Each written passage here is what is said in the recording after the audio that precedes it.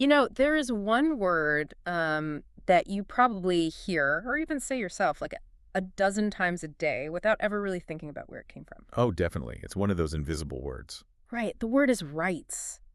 I mean, think about it. My property rights, human rights, the right to free speech, the right to privacy. Yeah, it's everywhere. It feels so foundational to who we are, almost like gravity. You just, assume it has always been there. Right, like it's just a basic law of the universe. Exactly. But what if this modern obsession with that word was actually born out of a massive philosophical rebellion, like a deliberate dismantling of ancient wisdom by just a few rogue thinkers in the 17th century? Have thinkers who laid down these, well, invisible trapdoors that our society is actually still falling through today. It's wild. It genuinely sounds like the ultimate intellectual heist. It really is. Because they Yeah. didn't just change the laws, right? Yeah. They completely rewired the underlying assumptions about how human beings interact with each other. Which is exactly what we are getting into today. So welcome to today's deep dive. We are exploring a deeply fascinating preface written by the scholar Young Kang. Yeah, for his book, The Legal Philosophy of the Common Law. Right. And Kang's mission here, which is our mission for this deep dive, is to map exactly how humanity shifted from a world defined by what we owe each other. Our duties? Yes, our duties, to a world that is just obsessed with what we are owed. Our rights. It's a massive paradigm shift. Huge. And to really, visualize this battleground of ideas, I want you to imagine our backdrop today has shifted to this grand centuries-old library. Oh, I love that. Picture massive oak tables. Right, stacked with the heavy, dusty tomes of classical thinkers like Aristotle, sitting right side by side with the disruptive, revolutionary texts of guys like Thomas Hobbes and John Locke. That library is the perfect setting because to understand the operating system our modern society runs on, we first have to look at the system it entirely replaced. The classical model. Exactly. Classical natural law. According to Kang, the classical heavyweights, so from Aristotle all the way up to Hugo Grotius, they operated on one fundamental assumption, Which was? that humans are inherently social animals. They use this very specific term, original state, to describe our baseline. Meaning what, exactly? Meaning our rationality, our sociability, our desire to just be around each other and form communities. That wasn't a human invention. That was rooted in nature itself. Okay, let's unpack this a bit. Because when they say social animals, they don't just mean like we enjoy hanging out at dinner parties. No, not at all. They mean we physically and psychologically cannot reach our full potential in isolation. We need each other to be fully human. Precisely. The ancient Greek thinkers tried to build a just society by appealing to the highest, most noble elements of human nature. In philosophy, this is called a teleological approach. Okay, wait, teleological. Break that down for us. No jargon. Sure, so it comes from the Greek word telos, which means an end, a purpose, or a goal. A teleological approach means you don't judge a thing by how it starts out. Right. You judge it by its highest potential end state. I see. Like you don't judge an acorn just as a little nut. You judge it by the mighty oak tree it is supposed to become. Oh, that's a great analogy. So for Aristotle, you don't build a society based on humans at their absolute worst. Right. You build a society that encourages humans to reach their telos, their highest moral and social potential, because they believed sociability was natural, a higher mode of existence. But then the library doors get kicked open. Here comes the disruption. Yeah. Niccolo Machiavelli walks in. Yeah. And shortly after him, Thomas Hobbes.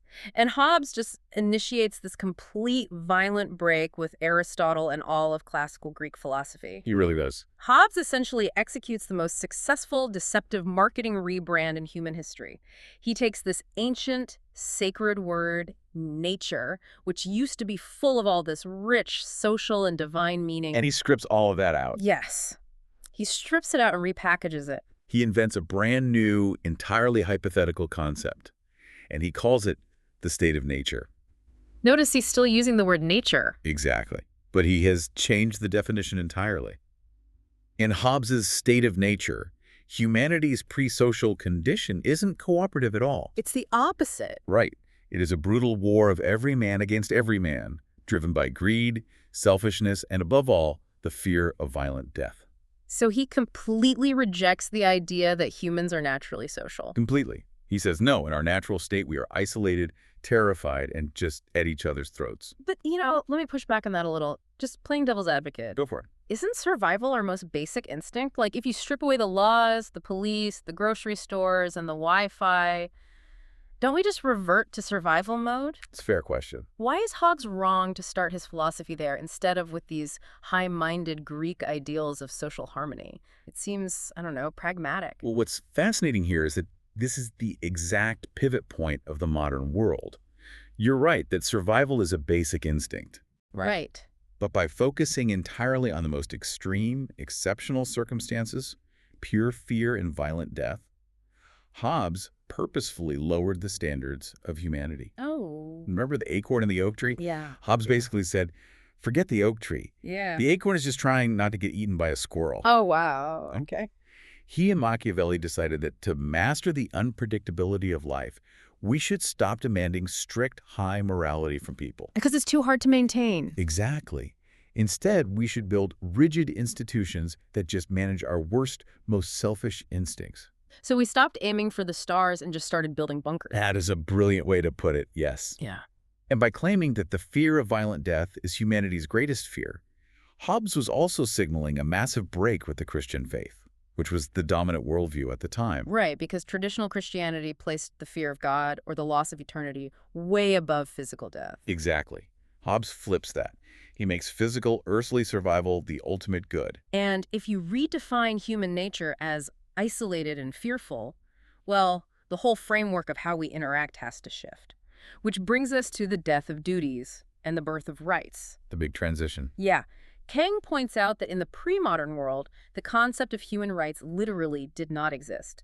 Both divine law and classical natural law spoke almost exclusively of duties. Think about the 10 Commandments given to Moses. Right. They consist entirely of obligations. Thou shalt not steal, thou shalt not kill. Under that classical system, rights were what Kang calls passive.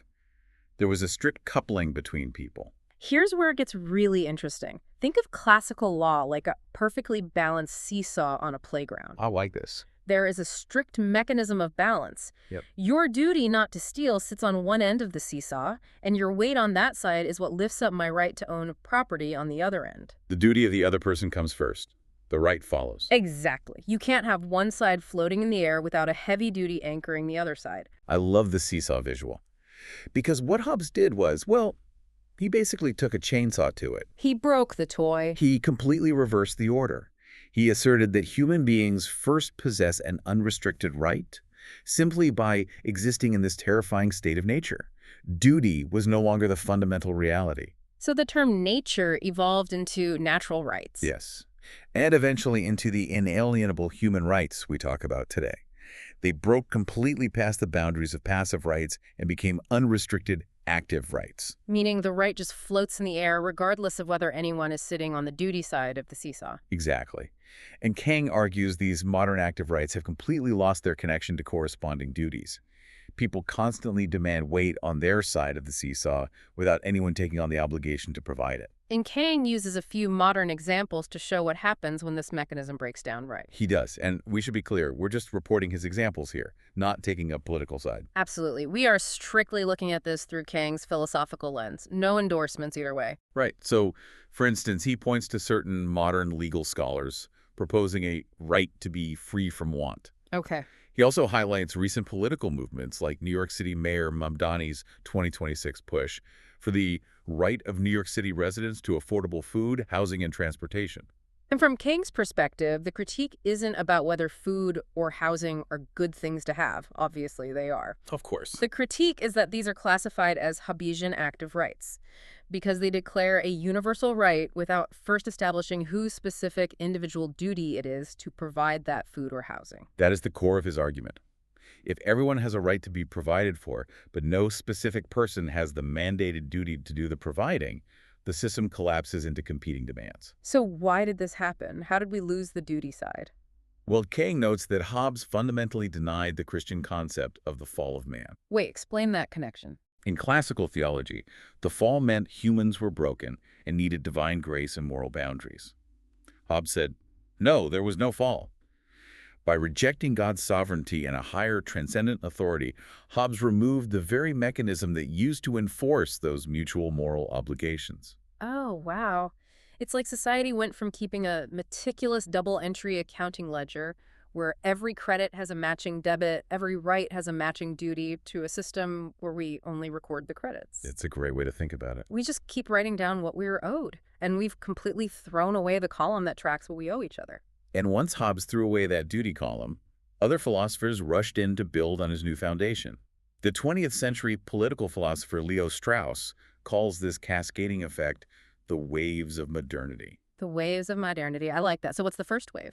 The first wave consists of Hobbes and his immediate successor, John Locke. Wait a second.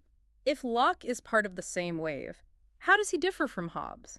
Because usually we hear about Locke as the father of modern democracy and capitalism, whereas Hobbes is the guy defending absolute monarchy. It's true, they sound different.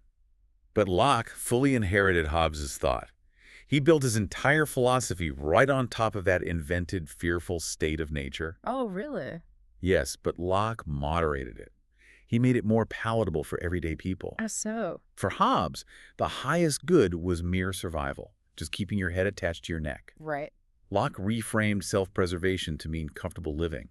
It wasn't just about not dying, it was about acquiring food, clothing, shelter, and wealth. Okay, that sounds much better. It does.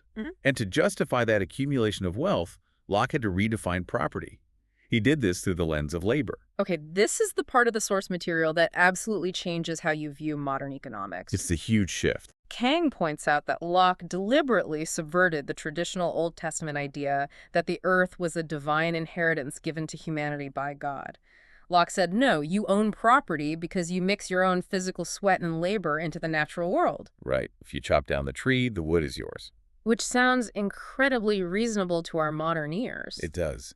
But Kang highlights a massive unintended consequence. Karl Marx's entire economic theory, specifically his concept of surplus value, derives directly from John Locke. Wait. John Locke, the ultimate champion of classical liberalism and private property, accidentally handed Karl Marx the exact theoretical tools he needed to dismantle capitalism. Yes. Did he really do that? How does that math work? This is a fascinating historical irony. Look at it this way. Locke establishes the rule. Labor creates value, and therefore labor creates ownership. Marx comes along a century or so later, looks at Locke's math, and says, okay, let's apply this to a factory. The workers are the ones putting in the sweat. They are doing the labor. Therefore, according to Locke's own logic, the workers are creating all the value. So where does the factory owner fit in? That is Marx's surplus value. Marx argues that the factory owner, who sits in an office and does no physical labor, takes the product, sells it, pays the worker a tiny fraction of its worth, and keeps the rest as profit. Oh, wow. And Marx defined that profit as surplus value, which, in his view, is just unpaid labor stolen from the worker. So Marx just took Locke's own theory of labor and used it to justify the expropriation or the forceful taking back of capitalist property. That is brilliant and terrifying. It's highly ironic that the father of capitalism accidentally wrote the instruction manual for dismantling it. It really is. But why did Locke set it up this way if it was so vulnerable? Because Locke's primary goal, much like Hobbes, was to formulate a natural law that didn't presuppose the existence of God. Ah, I see. He denied that morality was inscribed in the human heart by a creator. He declared that divine revelation must submit to the judgment of human reason. Which Kang says is a distortion. Yes. That distortion, according to Kang, obscured the primordial divine character of property rights and set a purely material precedent that Marx simply took to its logical extreme. Man. So if Locke made Hobbes' selfish world more comfortable by focusing on wealth and capitalism, it makes sense that someone would eventually look at all that massive inequality, look at the factory owners and the workers, and push back. Exactly. Which brings us to the second wave of modernity, Jean-Jacques Rousseau. Rousseau raises a passionate protest against Hobbes and Locke. He looks at their state of nature and says they got it all wrong. How do you see it? He didn't think pre-social humans were fearful, warring creatures. He thought they were what he called noble savages, full of innocence, empathy, and peace. So he blames society. Yes. Rousseau argued that it was actually society, with its obsession with private property and institutions, that corrupted us. He pointed out that if humans were truly pre-social, they'd be pre-rational. They couldn't possibly understand these complex natural rights Hobbes was talking about. But even though Rousseau is protesting Hobbes, Kang argues he actually accelerates the crisis. He does, because Rousseau doesn't go back to the ancient Greeks. He stays entirely within the modern framework. And to fix the corruption of society, Rousseau introduces this concept of the general will. Right. Rousseau replaces the transcendent divine natural right with an immanent will from within a certain society. Let's Exactly. pause on that word immanent because it's a heavy philosophical term. What does it actually mean in this context? Immanent means existing or operating within.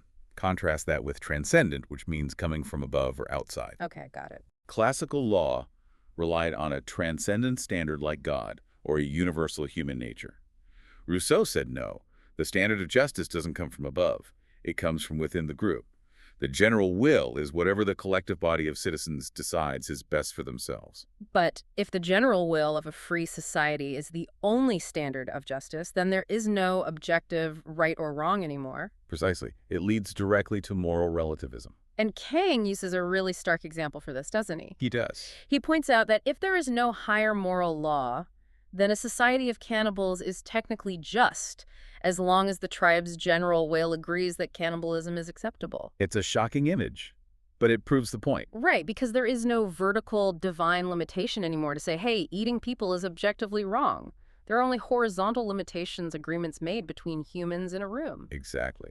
Rousseau prepared the ground for the French Revolution by making the will of the people the ultimate, unquestionable God, But relying entirely on the group will eventually suffocates the individual. which sets the stage for the third and perhaps most destructive wave of modernity. Friedrich Nietzsche. If Rousseau was all about the collective group, Nietzsche swings the pendulum violently back to the individual. Violent is the right word. But not a comfortable, wealthy individual like Locke wanted. Nietzsche replaces Rousseau's solitary dreamer with the solitary creator. For Nietzsche, if there is no God, and the group is just a corrupt herd, then the fundamental experience of existence isn't bliss or social harmony. It is suffering. Wow. It is emptiness. It is staring into the abyss. Nietzsche defines existence by the will to power. He asks individuals to undertake a radical revolution in their own lives, to impose their own meaning onto a meaningless universe. And Kang notes that Nietzsche explicitly rejected the idea of eternity. This forgetting of eternity is the absolute hallmark of the third wave. It is the final severing of the tie to classical thought. By setting aside humanity's deepest spiritual longings and denying any afterlife or higher cosmic order, Nietzsche drives modern humans to focus entirely on the immediate material world. So we have to become gods ourselves. Exactly. It creates this intense pressure to become absolute sovereigns, to become the masters and possessors of nature itself through technology, science, and sheer willpower. It's exhausting just thinking about it. It is. But this was the ultimate price modern humanity paid in its effort to conquer fortune and eliminate all vulnerability. So what does this all mean? Like, we've traced this incredible centuries-long domino effect from Aristotle to Hobbes to Marx, Rousseau, and Nietzsche.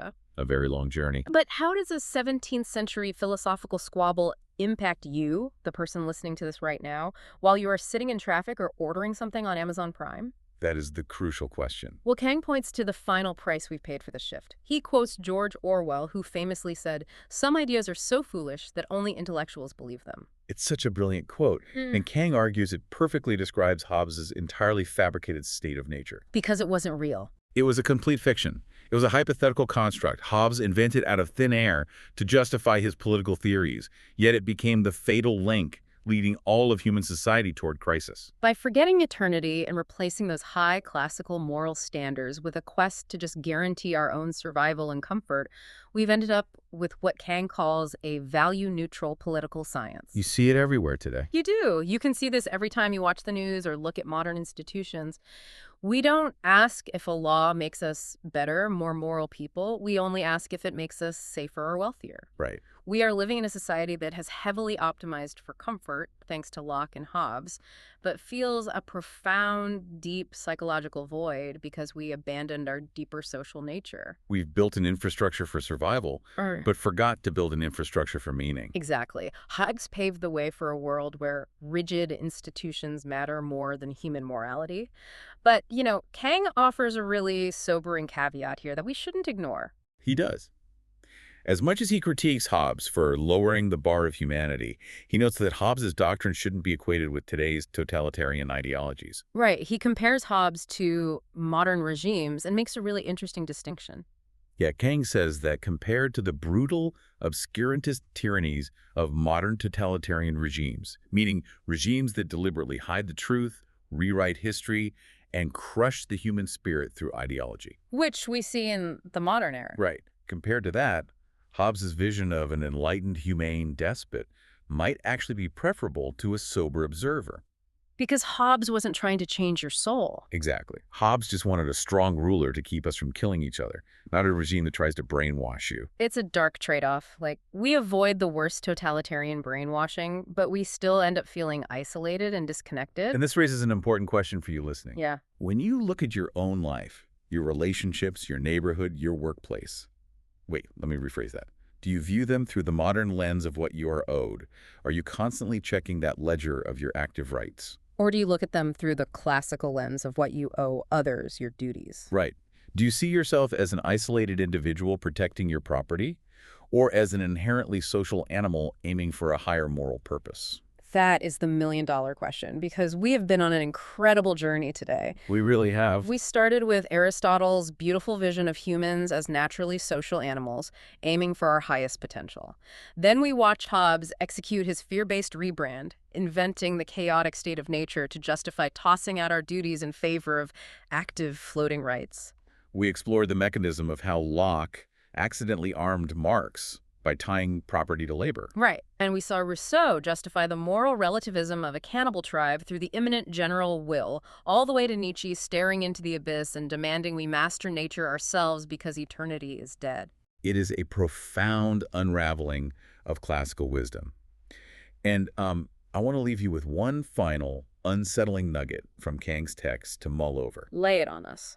Kang points out that Hobbes and Locke, the architects of our modern world, took it for granted that the primary job of political philosophy was simply to describe the correct logical order of a community on paper. On paper. Yes, but whether such a perfect order could actually exist in reality, whether human beings could actually thrive in the system they designed, they consider that completely secondary. Wow, just think about that. Yeah. If the architects of our modern political world prioritize drawing up blueprints for a perfect society without ever checking to see if human nature could actually support the weight of the building, are the endless crises of the modern world simply the result of us living in a theoretical house built on an imaginary foundation? It really makes you wonder. It makes you look at that broken playground seesaw of rights and duties in a whole new light. Thank you so much for joining us on this deep dive today. Keep questioning the invisible trapdoors and the information you consume every day, and we'll catch you next time.